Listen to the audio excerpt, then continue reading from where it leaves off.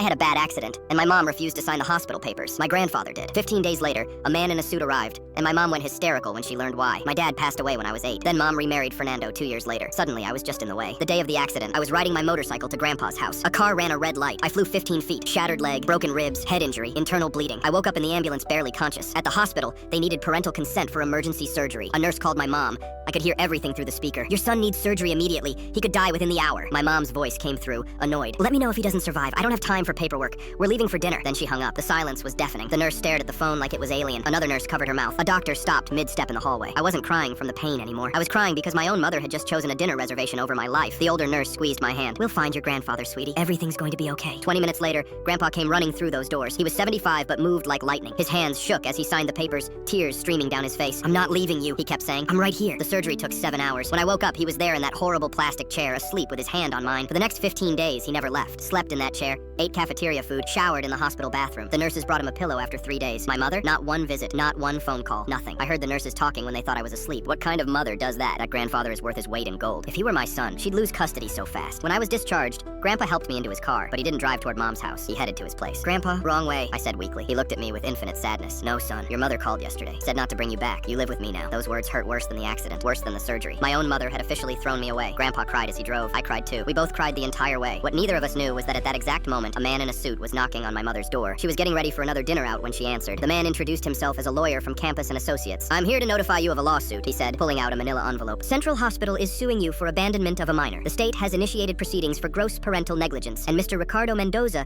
is requesting full legal custody of his grandson. The color drained from her face. What? That's ridiculous. The lawyer pulled out documents. On October 18th, hospital staff contacted you about your son's life-threatening injuries. You refused to appear and stated, and I quote, let me know if he doesn't survive. This conversation was recorded per hospital protocol. He continued relentlessly. During 15 days of hospitalization, you made 0 visits, 0 calls, provided 0 support. This is documented abandonment. He handed her more papers. This is your lawsuit notification. This is your court summons. And this is notification that the state is evaluating termination of your parental rights. This is Ricardo's fault, she screamed. He's trying to take my son. The lawyer shook his head. Ma'am, the hospital initiated this automatically. It's mandatory protocol when negligence endangers a minor's life. Judges aren't sympathetic to mothers who choose dinner over their dying children. Fernando, her husband, took a step back from her. Patricia, this is serious. This affects me too. My job, my reputation. I didn't sign up for this. That was the beginning of her freefall. I found out about everything a week later. Grandpa explained calmly over coffee how he'd been documenting everything for years. Every time she went on vacation without me. Every time he paid for my school supplies. Every time I called him crying. Your father made me promise to protect you, he said, and I'm keeping that promise. The court hearing was brutal. They played the recording of Mom's phone call in that cold courtroom. Her own voice condemned her. The judge said, in 30 years as a family court judge, this is one of the most alarming cases of indifference I've witnessed. 3 months later,